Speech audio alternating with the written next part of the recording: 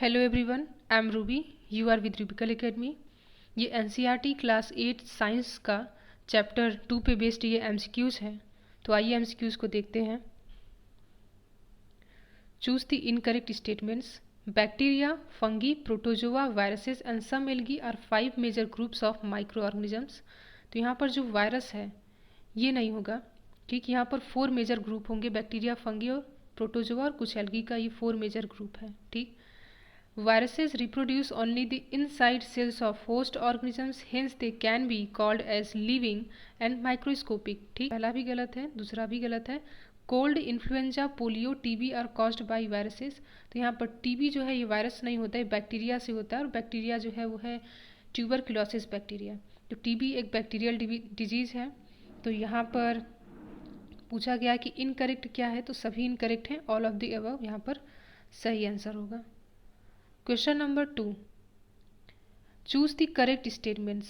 Fungus lactobacillus promotes fermentation of curd. तो fungus lactobacillus नहीं, यहाँ पर बैक्टीरिया होता है लैक्टोबैसिलस, तो ये भी यहाँ पर गलत है। Bacteria and yeast both are helpful for fermentation of rice, idli and dosa batter. तो ये यहाँ पर सही है कि बैक्टीरिया और जो यीस्ट एक फंगस है दोनों हेल्पफुल होते हैं फर्मेंटेशन के लिए राइस, इडली, डोसा बैटर के। Bread mould, penicillium and spirogyra और common fungi. Bread mould, penicillium ये दो तो हैं फंगस, लेकिन स्पाइरोगायरा यहाँ पर एक एल्गी है, स्पाइरोगायरा एल्गी है, तो यहाँ पर ये स्टेटमेंट गलत है। तो ओनली 2 यहाँ पर करेक्ट स्टेटमेंट है, ठीक। तो यहाँ पर बी जो है ये सही है। आगे देखते हैं क्वेश्चन नंबर 3 को। Fermentation is conversion of. Fermentation में किसका कन्वर्जन होता है? ए इंटू बी, ठीक। तो फर्मेंटेशन में एसिटिक एसिड शुगर नहीं, शुगर एसिटिक एसिड ये भी नहीं है, एसिटिक एसिड एल्कोहल में ये भी नहीं है, शुगर का एल्कोहल में चेंज होता है, ठीक, कन्वर्जन होता है। तो यहाँ पर जो 4 है वो सही है कि शुगर का एल्कोहल में कन्वर्जन होता है फर्मेंटेशन प्रोसेस में। क्वेश्चन नंबर 4 है choose the correct statements regarding antibiotics. Antibiotics के बारे में स्टेटमेंट देखते हैं। These are medicines that kill or stop the growth of disease causing microorganisms। तो ये सही है कि मेडिसिन का काम यही होता है कि जो माइक्रोऑर्गेनिज्म हमारे बॉडी में इंटर करते हैं, ठीक, तो उनके ग्रोथ को उन्हें वो किल कर देता है, हमें डिजीज कॉज नहीं होने देता। These days number of antibiotics are produce from bacteria and fungi. तो ये सही है कि आजकल बैक्टीरिया और फंगी से कई ढेर सारे एंटीबायोटिक्स का फॉर्मेशन किया जा रहा है, प्रोड्यूस किए जा रहे हैं। तो ये यहाँ पर सही स्टेटमेंट है, और पहला भी सही था। Streptomycin, erythromycin and tetracycline are commonly known as antibiotics which are made from bacteria and fungi. तो स्ट्रेप्टोमाइसिन, एरिथ्रोमाइसिन और टेट्रासाइक्लिन ये सब बैक्टीरिया और फंगी से बनाए जाने वाले एंटीबायोटिक्स हैं, ठीक। तो यहाँ पर ये भी सही है। तो ऑल ऑफ द अबव जो है ये सही स्टेटमेंट है कि ये सब स्टेटमेंट्स सही हैं। देखते हैं क्वेश्चन नंबर 5 को।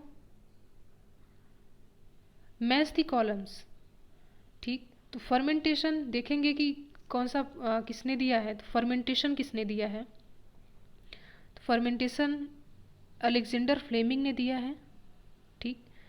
पेनिसिलिन जो है, सॉरी एक मिनट, हाँ, फर्मेंटेशन जो है ये पाश्चर ने दिया है, पेनिसिलिन जो है फ्लेमिंग ने दिया है, और स्मॉल पॉक्स जो है ये एडवर्ड जेनर ने दिया है, ठीक। तो स्मॉल पॉक्स एडवर्ड जेनर दिया है, पेनिसिलिन फ्लेमिंग ने दिया है, और फर्मेंटेशन जो प्रोसेस है ये लुइस पाश्चर ने दिया है। क्वेश्चन नंबर 6 को देखते हैं। Choose the correct statements. When a disease causing microbe enter the body produces antigen to fight the invader। तो ये गलत है, बॉडी एंटीजन नहीं एंटीबॉडी प्रोड्यूस करता है, तो ये स्टेटमेंट गलत हो जाता है। Body remember how to fight the microbe if it enters again. तो ये सही है कि अगर एक बार बॉडी में कोई फॉरेन पार्टिकल इंटर कर जाता है तो हमारा बॉडी उसके लिए जो भी एंटीबॉडी का फॉर्मेशन करता है, प्रोड्यूस करता है उसे किल करने के लिए, तो दोबारा के लिए वो याद रखे रहता है कि जब फिर से ये फॉरेन पार्टिकल बॉडी में इंटर करेगा तो उसके लिए वही एंटीबॉडी का फॉर्मेशन करना है, ठीक। तो ये यहाँ पर सही है। When weakened microbes are introduced in healthy body, the body fight and kill the bacteria by producing suitable antibodies. तो ये यहाँ पर सही है। तो 2 और 3 जो है यहाँ पर डी वाला ऑप्शन सही है कि दूसरा और तीसरा स्टेटमेंट यहाँ पर सही है। Question number 7, match the column. Plant disease है, माइक्रो ऑर्गेनिजम्स है और मोड ऑफ ट्रांसमिशन है। तो सिट्रस कैंकर कैसा डिजीज है? सिट्रस कैंकर एक बैक्टीरियल डिजीज है, ठीक, और ये एयर से ट्रांसफ़र होता है। ओके। रस्ट ऑफ वीट जो है ये एक फंगल डिजीज है और ये सीड से ट्रांसफ़र होता है। येलो वेन मोज़ेक ऑफ भिंडी ये एक वायरस से कॉज होने वाला डिजीज़ है और ये इंसेक्ट के थ्रू ट्रांसफ़र होता है। तो हमने देखा सिट्रस कैंकर एक बैक्टीरियल डिजीज़ है, एयर से इसका ट्रांसमिशन होता है। रस्ट जो है, rust of wheat fungal disease है और इसके सीड से ट्रांसमिशन होता है। येलो वेन मोज़ेक ऑफ भिंडी एक वायरल डिजीज़ है और ये इंसेक्ट के थ्रू ट्रांसफ़र होता है। देखते हैं क्वेश्चन नंबर 8 को। Pasteurization involves mixing antibiotic in milk and storing it. Milk is chilled first, then heated at 70 degrees Celsius. Milk is heated about 70 degrees Celsius for 15 to 30 seconds, then chilled and stored. Milk is heated at 100 degrees Celsius, then cooled and is heated again at 70 degrees Celsius, followed by cooling it again.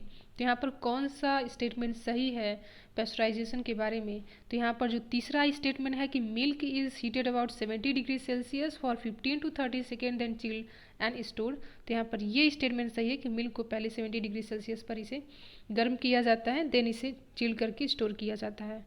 देखते हैं question number 9 को। Question number 9 है match the column disease, micro organism and mode of transmission है। तो देखते हैं, measles एक viral disease है, ये सही है और इसका ट्रांसमिशन एयर से होता है, ठीक। चिकन पॉक्स ये भी एक वायरस से कॉज होने वाला डिजीज़ है और ये एयर एंड कांटेक्ट से होता है, एयर एंड कांटेक्ट से। कॉलेरा क्या है? ये एक बैक्टीरियल डिजीज़ है जो कि विब्रियो कॉलेरी बैक्टीरिया से होता है और इसका ट्रांसमिशन वाटर एंड फूड से होता है।